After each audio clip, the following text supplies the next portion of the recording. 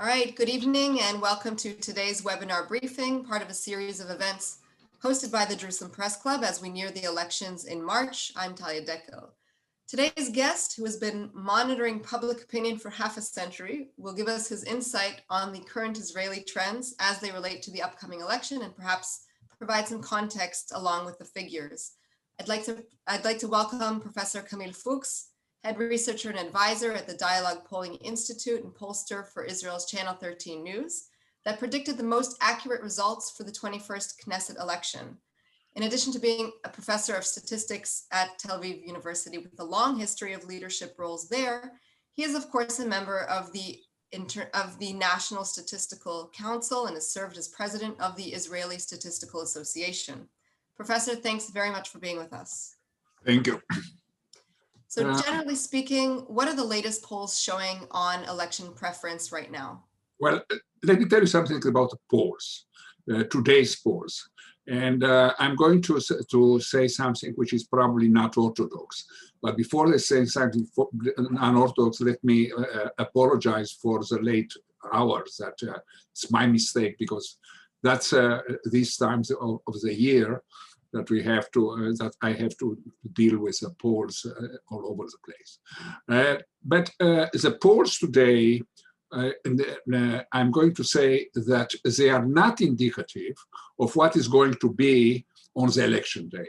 And the reason that they are not indicative is that first, we don't know which parties are going to be at the day of the election, and what new parties are going to be, and what parties are going to fuse together and create new parties.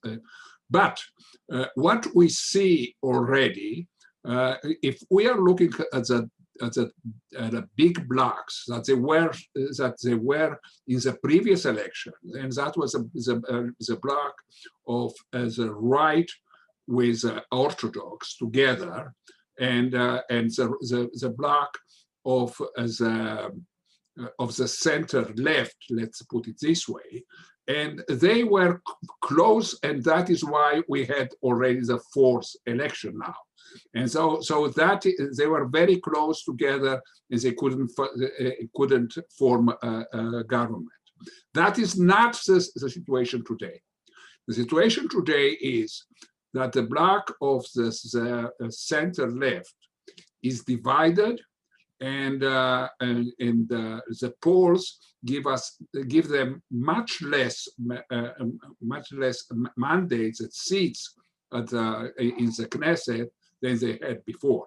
So now the biggest party, which is called Kahol Lavan, which is the blue and white, they were at the previous elections, they were above 30 seats, and now they are in the polls at about 4 or 5, or probably they are very close to not passing the threshold of 3.25%. So that is what is going to happen. Now, except for that, we have in this center left bloc, they are up from yesterday, they are now 10 parties which have some of them have absolutely no chance of passing the threshold of 3.25%. And yesterday, another party was formed, and so that is by division of a previous party, which had about 12 seats together. So what I'm going to make a long story short, I'm going to say that what we see today, we see the results, which are probably good for the next week, but maybe not even that, but certainly they are not a prediction for the election day. So what we'll have, we have several deadlines that we'll have to meet. One of them is going to be at the 2nd of February, and the 2nd of February is going to be the day that the list of the parties are closing. So that is at that time we're going to know which are the parties that are going to go up to the finish line, and which are the parties that are formed or fused together. And now there are going to be some parties even after that the polls are going to see that they have no chance of passing the threshold, even if they listed, and they may leave the race even later.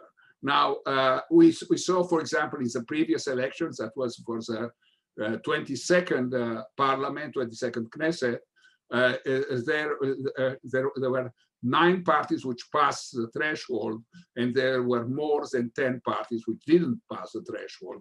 So those are the small parties altogether.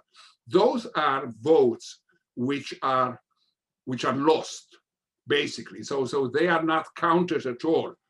But the problem is that they are not equally distributed among all the parties. Those are mostly votes from the right, from the left, center left. So what we can predict from what we see the situation now, that the situation that we see in the polls may be even worse at the election day than it is now. But what we have something which happens in the right side of the arena, and that is that the Likud basically we have a new party from somebody from the Likud, which is Gideon Sa'ar, and this party is going to take some of the seats of, they were supposed to take some of the seats of Likud. And indeed, until the last week, we saw that, that the Likud was, from the 33 seats they had in the previous election, they were down to something like 28 and 27 in some polls. In the last polls that we had on this Friday, that was the first time after a long time that the Likud had more than 30 seats in the poll. So they had 31 in our poll. And there are good reasons for that. And one of the reasons is the COVID-19, but not the COVID-19, but the vaccination for the COVID-19. And the other reason is, of course, about the agreements with the Emirates and all together. Now, if you are interested just to see how the things look like in today, I want to share with you a small presentation of all the parties put together. So let me just share the screen with you. And so I'm going, just let me see if I can do that.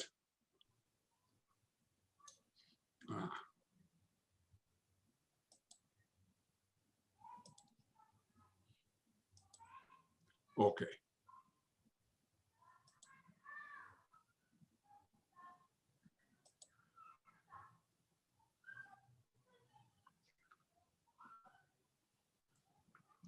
Do you see it? Yes. You don't see it. Do you see it now? We can see it. It's a little bit small, but I think we'll manage. If you can explain it, of course. Okay.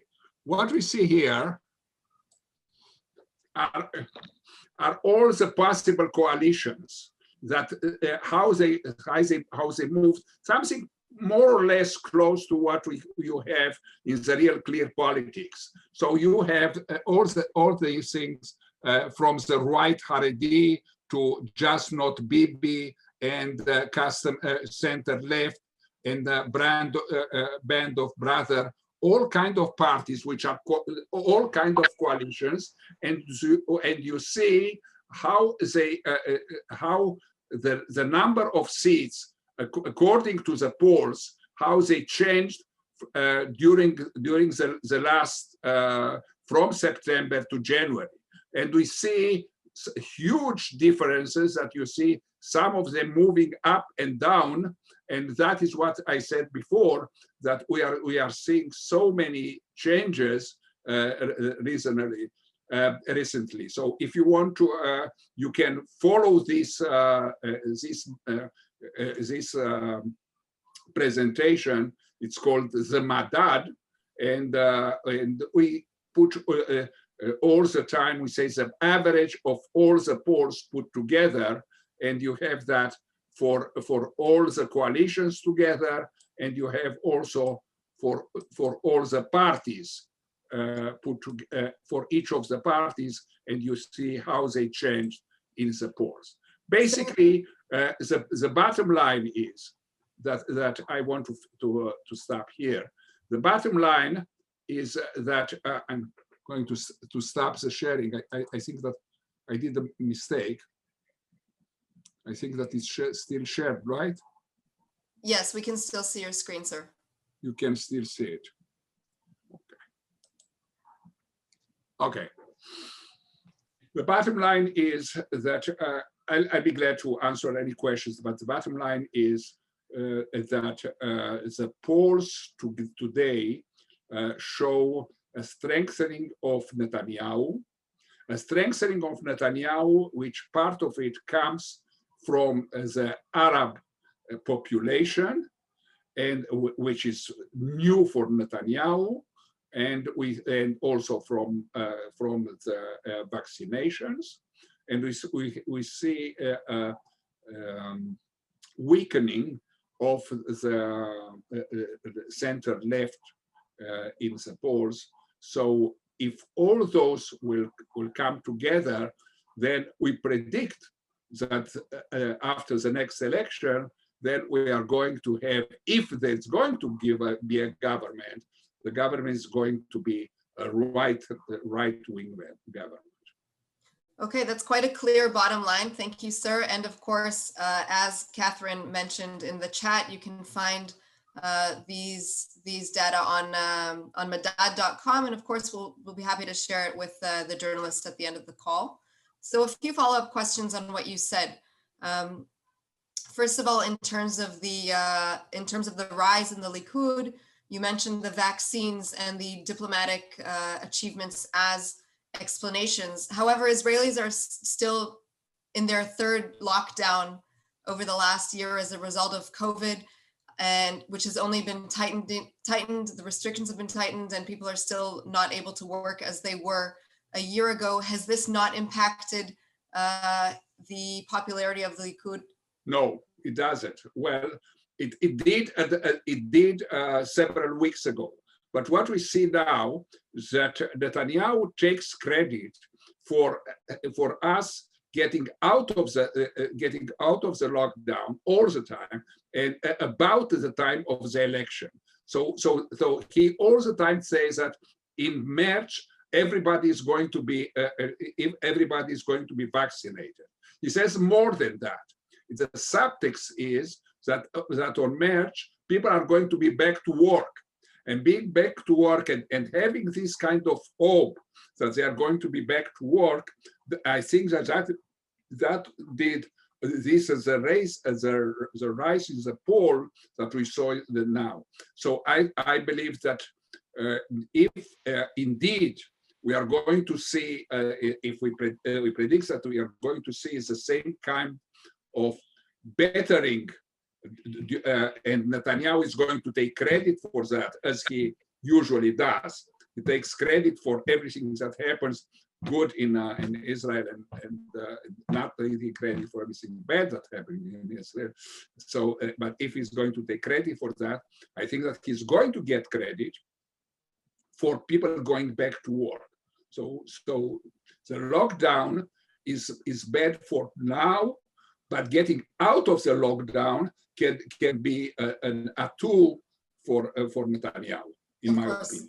So what you mentioned, that the polls will be more accurate as we become closer to the election day, that is we hope so. A reflection, right?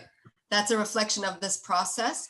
Yeah. You did also mention the fact that many candidates, as we get closer to the party lists, being formed. The deadline, of course, in the beginning of February. Some of them will drop out because of a realization that they will not be able to pass the threshold, although sometimes this is not the case, and some of them hang on to the bitter end. What, in your opinion, could we see specifically on that? And are there any parties that you think will cut their losses and leave before deadline? Any indications who they might be? There are indications, but there are no strong indications. The problem is, of course, the biggest question is about Gantz party, which is Kahol Lavan, and it's a party which is close to being close to the threshold. Now, of course, if there were other parties which were so close to the threshold, they would go on. Because for them it's okay. That means even now in the polls they are 4 or 5 mandates. The problem is about the humiliation that the Gantz it may feel if he is not going to pass the threshold. So he may leave before that. Of course, it's just a guess, speculation. I have absolutely no idea what is going to happen with that. One party which may be revived from the death is a Labour Party, which disappeared in the previous election, and it may arrive again. People are talking about reviving the Labour Party, and it may be one of the parties which will be back and not pass the threshold. Okay, understood. You mentioned that the rise in popularity of parties on the right is actually a result of changes in the Arab sector. I'm assuming you're talking about some of the parties now adding members of the Arab Muslim community to their lists. And not really. What happens is that what we see in the Arab population, we see what it happened a long time ago, and Professor Sami Samocha from the Haifa University saw that first, and that is the Israelization of the Arab sector. And that is a very important thing that you have to realize that if that is going to happen like that, then the implications are going to be huge for generation, in my opinion. Because in the previous election, Netanyahu said all the time that everybody, you shouldn't have any relations with the Arab list. And now he goes to the Arab population, and he said, and before that he said about the Gantz that he is going to lean on the Arabs, and they support terrorism. Now he goes to the Arabs, not only to the Arabs, he goes to the Ra'am, which is an Islamic party, which is the most radical.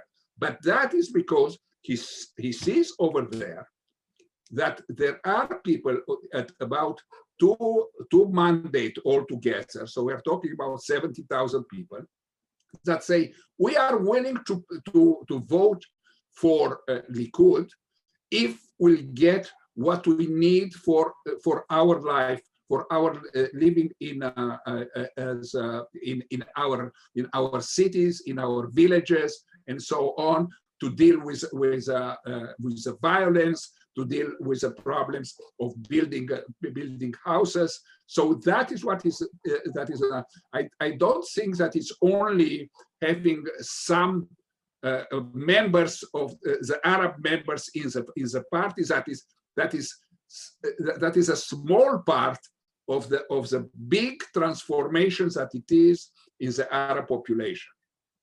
And also the big transformations that it is in Likud, which adopts the Arab population.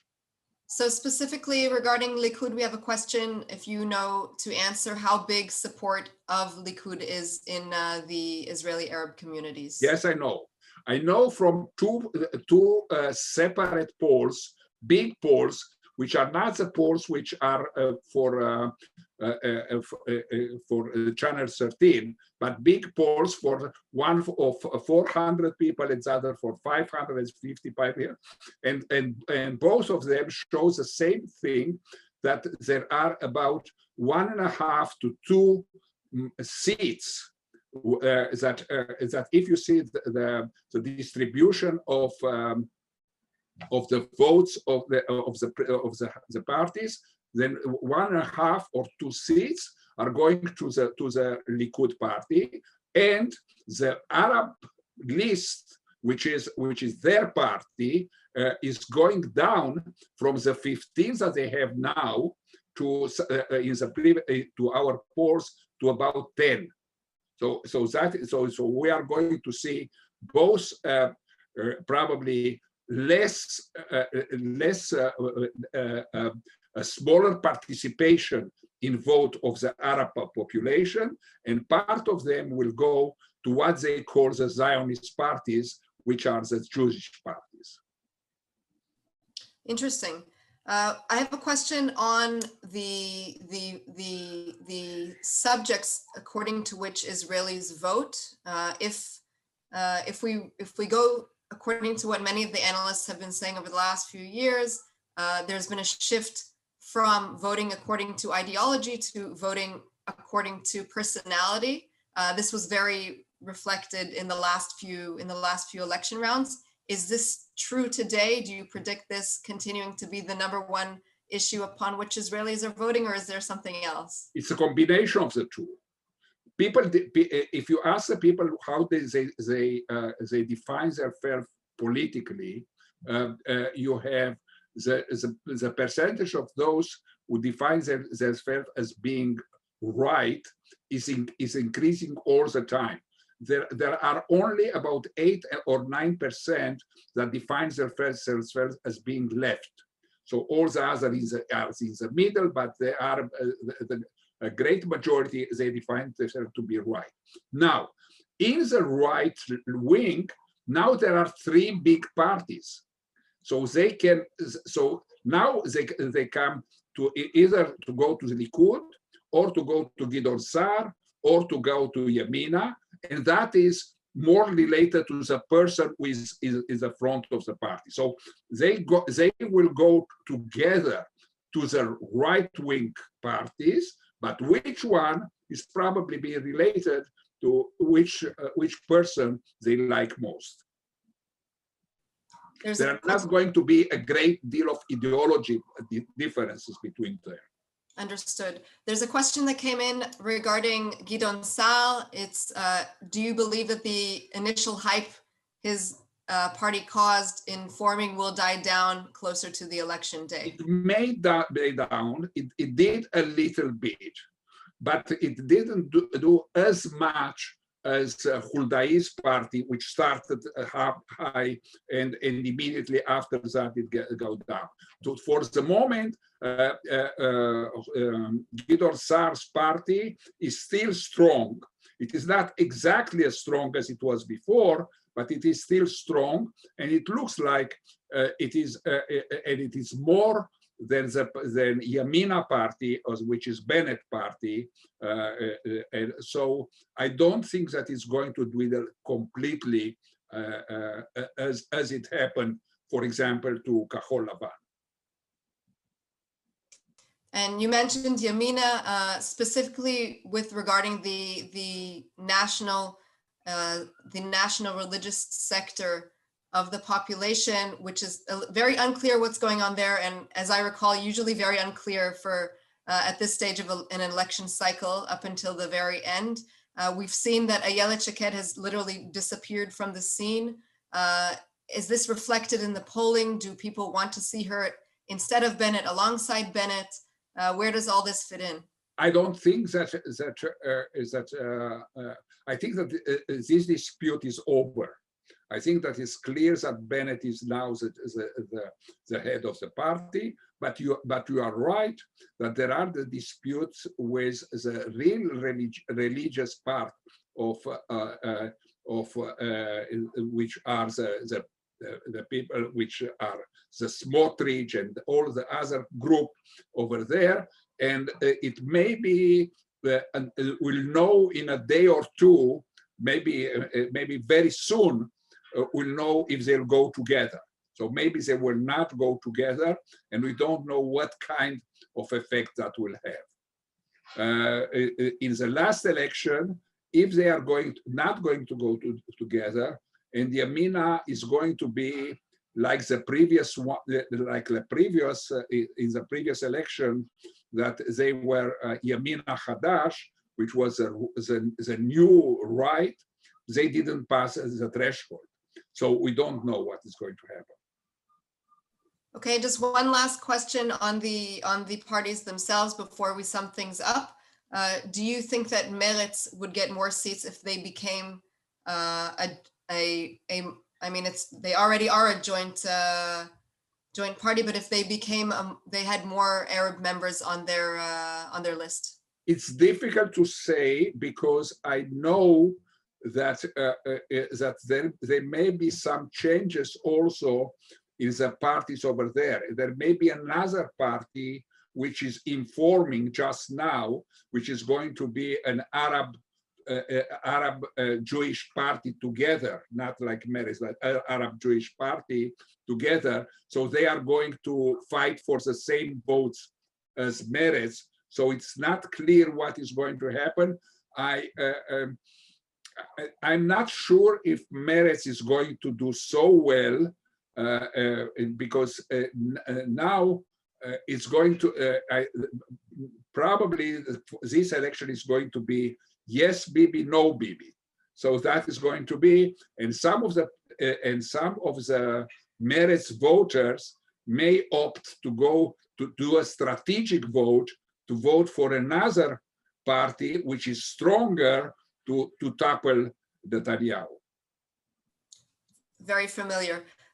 So with one last question, and I'm sure you get asked this all the time, and you also started by hinting to its answer at the beginning of our conversation, but today more than ever we see that polls can be completely off, especially if we look at the records of other countries. How accurate, in your opinion, are they for gauging final results? I finished an article about the accuracy of polls in the United States. You want to mention names? No, right. I believe that we'll do okay. We'll do okay in the last 2 weeks. I think that the polls are going to be quite accurate.